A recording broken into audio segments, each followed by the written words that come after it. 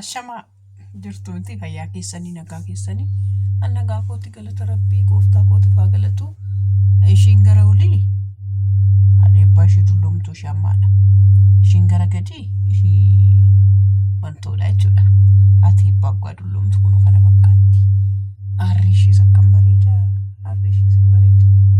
Mataa ishiis hin bareeda. Aarri ishiis hin bareeda. Akkamitti meeqanaaf kennitu? Kudhan keessaa meeqanaaf kennitu? Meeqanaaf kennitu matitti baana jechuudha. Naa matittiin immoo qomeesti. Uggaan dulloome akkasuma godhu. Gama fakkeenyaaf dargagummaatti akkasittis hin bareeda. Dargagummaatti. Annaante dulloome iyyuu narraa bareeda akkasitti on qabsiifadde aarri koo. Amma dullumaan kun osoo waxxaatti ta'e akkasii jechuudha. Isa jiddu galeetti haati hibbaa ishiin irra jirtu jechuudha. Waggaa 70 waggaan ta'u kana fakkaata. Nan bareeda miti kanatti iyyuu. Waggaa 70tti iyyuu nan bareeda dhugaa. Isti waggaa 70tti jechuudha. Waggaa 70tti isti mataa koo bakka lamatti ol dhaaddee aarri koo faana akkamittan bareeda.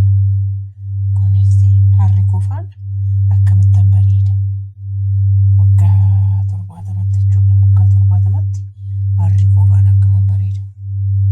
Kasti kabtinaa waggaa 70 waggaan amma gisee waxxaatii akkasan godhala. Akkasittuu godhan bareeda. Waxxaatii amma akkasuma godhanii bareeda jechuudha. Waxxaatii argitanii waxxaatii akkasuma iyyuu shapshappiidhaan bareeda. Aarriin akkamiin bareeda. Si aarriin.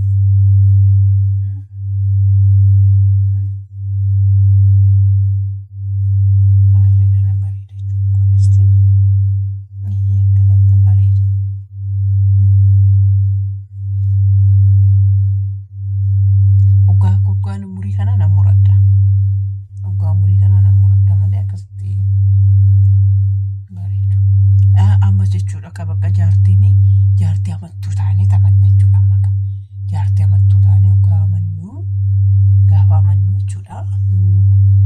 Fayyoon kaleessa mana mataa oltee dhuftee mataa ishee dhaattee dhuftee wayyoo wiigiin mi'aayee wiigiin baay'ee waddadee nuun jette. Fayyoo wiigiin baay'ee waddadee baay'uma mi'aayee jireenyi nu qaalii ta'eera nuun jette fayyoon. Dhuguma jireenyi qaalii ta'eera garuu fayyoo koo akkasumatti walitti shimannaa haadha ishii wiigii dhiifne jechuudha. Dhugaa rabbiidhaan mataa miiccadhee dhugaa mataan miiccatan iyyuu lallaafannaan ta'e mataan. Inni akkasuma godhadhaa haara nan bareeda hoo achii jechuudha. Meetii mataa meetii argitanii tokkotti inni bareedu gurraacha. Meetiin ikkoo aangoo ta'uu hundiddu mucaan mataa wanatti baate.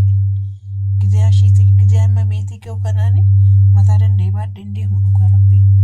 Bakka lamatti akkasitti dhaadhee danda'ee baadheen deemu baay'ee jechuudha. Mataa baay'ee mataa akkasii ammayyuu qaba. Haa mucaan goshiin jalqabaas qabdi eebbuunis qabdi garuu. Taachi jalqabaallee matichuu. Beekootti akkoo shiqircha jedhaan fakkaate malee immaan kolachaan isaanii yoo qabu dubaroonni kolachaan isaanii.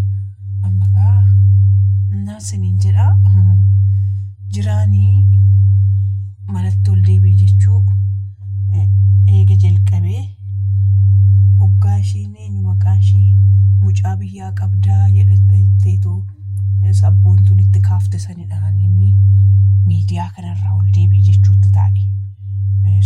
Fayyoo koo amma na jalqabee hin jedhin. Amma egaa onnoo dhuftee bitas jalqabee jira.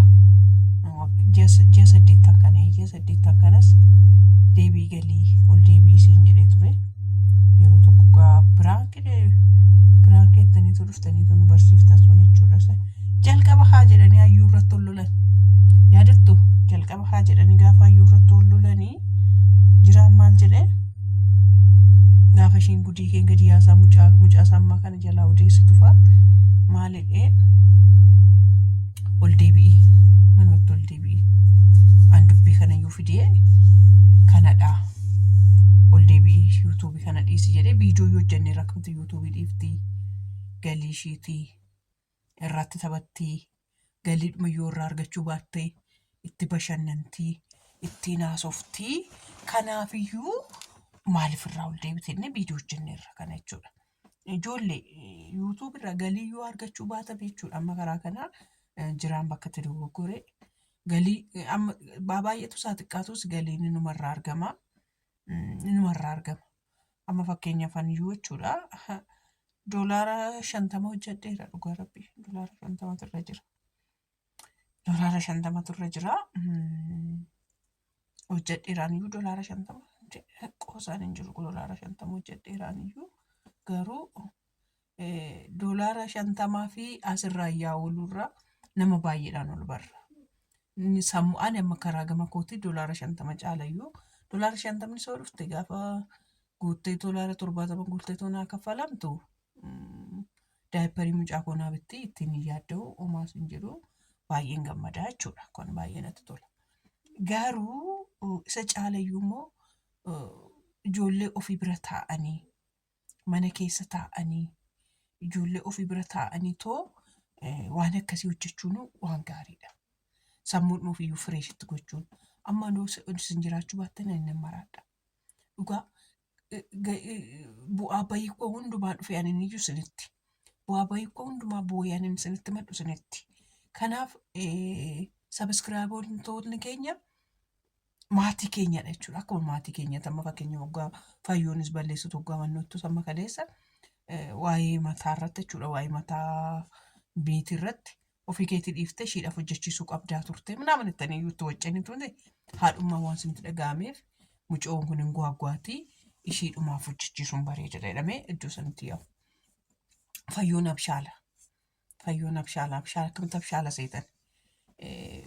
Viidiyoo tokko ittiin hojjechuurra viidiyoo lama ittiin hojjechuu galii mana mataatti baafte san gashiteetti jechuudha deebiftee.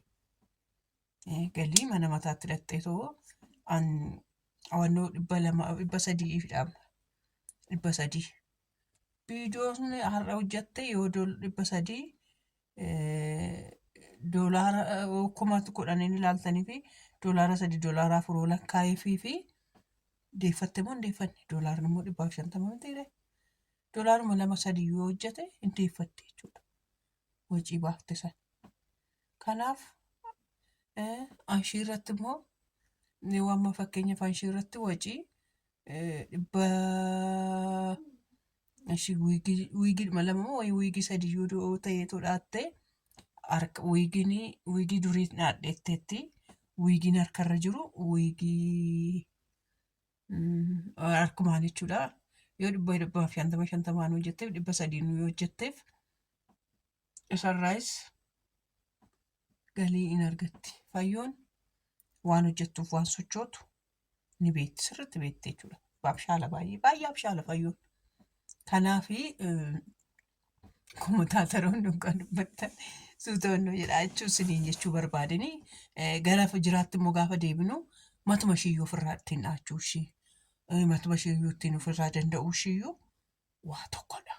Kanaaf hojjedhuyyuu jettee jajjabeessuu qabda malee ani amma fakkeenyaaf akkan yuutuubirra akkanas kana dhufeetoo boo'u akkana baheetoo dubbadhu namoota hedduutu hin barbaanne maatiidhuma koo keessaayyuu jechuudha.